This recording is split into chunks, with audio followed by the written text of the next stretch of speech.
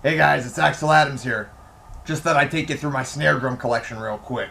I'm going to take you through the 4 primary snare drums that I use on all my music. I use my beautiful Pearl Decade Maple snare drum that came with this beautiful canary yellow kit. I have a couple used snare drums. One, I believe, is a 1982 TAMA SWINGSTAR aluminum snare drum. I have a 1978 marching snare drum by LUDWIG, maple wood. This thing is my baby. And now, my secret weapon. This fat, black maple snare drum by MAPEX. Tonally, you can change the sound of your drum set just by having a different snare drum. In this video, I'm going to play each snare drum individually. I'm going to improvise some grooves that sound the best on each snare, because each snare has its own characteristics. And I will definitely do a comparison of how each drum sounds with the full kit in action. So, without further ado, let's go.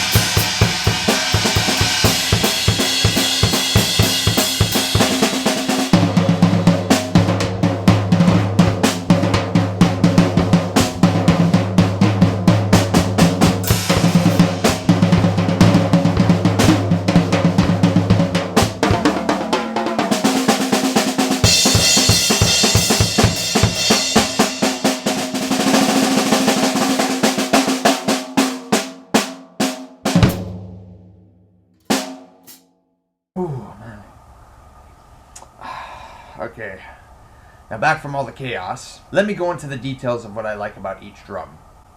The Pearl Decade Maple has a nice, tight, poppy, rangy type of sound.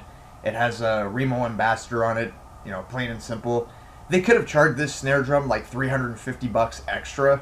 They didn't even have to put it free with the kit. And the fact that they did, I think, is absolutely sensational on Pearl's part.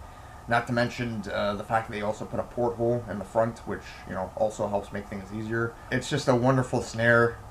I love the explosive pop that it comes from it. Speaking of explosive pop, the TAMA SWINGSTAR is another favorite of mine. I'm having a day where my wrists hurt and I just can't whack as hard as I want to. It's a nice sensitive drum where you don't need to hit as hard. You can do rudiments on it. It's very sensitive. It's very poppy, so you don't even need to whack it that hard. But it also cuts through very nicely, and it has a nice ring to it that I just really admire. So whenever I want steel in my kit, I just put the aluminum SWINGSTAR on there. SWINGSTAR make it sound like a superstar. The black MAPEX Maple Burl, this one I absolutely love. I've actually started to have more acclaim to it in recent years because I just love it. It kind of sounds in between. It sounds like a fatter Decade Maple snare, but it still has like some good it explodes really nicely. Like the maple on the MAPEX snare is a little bit thicker. I think the Decade Maple is 6-ply maple. The shells on this kit are thinner, which are nice because they project nicer.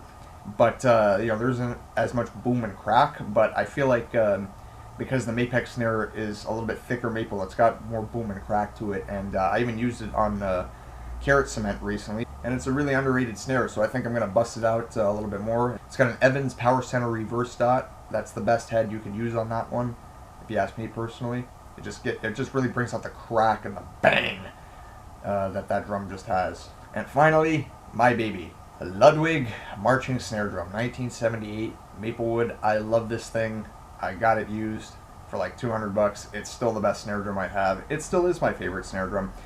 It's a pain in the bum to tune, but it is a good drum. It is a very nice drum, and the Ambassador head sounds pretty good on it. I've also used a Power Center reverse dot to give it more of a clean crack.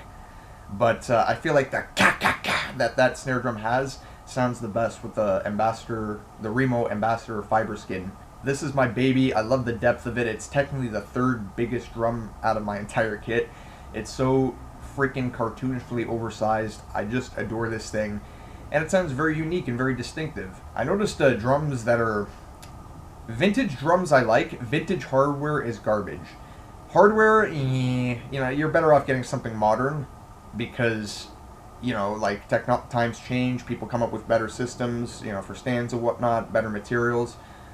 Vintage drums are really nice though because they have their own type of character. They sound unique.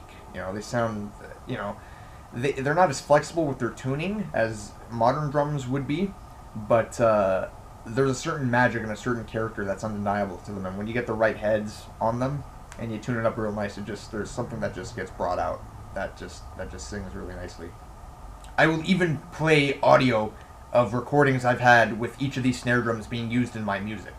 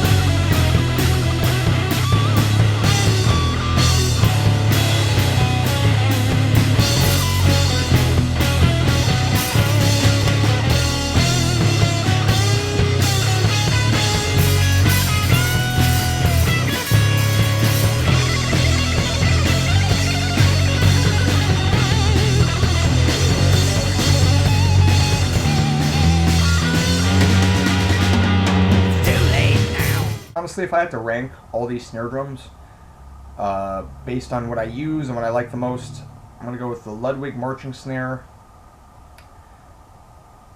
I'm kind of torn between the Decade Maple and the MAPEX, but I'm going to go with the MAPEX right now because that one's been really good, and I'm going to use that one for more recordings. The Pearl Decade snare is really good, and you know, the TAMA, even though it's my least favorite because I prefer, you know, like wood as opposed to metal for my snares, it still sounds really good, and there's a lot of range out of it. I don't know, maybe you guys have a different list for different reasons. You know, let me know in the comments below, and definitely add details, because your ears are like a second set of hands. So, and it's always interesting to learn about different frequencies, how we feel them, and how we experience them when we listen to music. Like and subscribe. Hope you guys enjoyed the video. Maybe one day I can even do a quick instructional guide on how to play drums, basic rudiments and basic things, just to get you off the ground, just to get you running. I'm not a virtuoso by any means, but if you can go boom bap, then you can play drums. And it's definitely way cooler than bongos. Nobody wants to play the bongos. If you're a professional bongo player, you can play the bongos slightly better than me. That's not cool. Play drums. You know what? I think I'm going to make that my next video. Anyways, hope you guys enjoyed.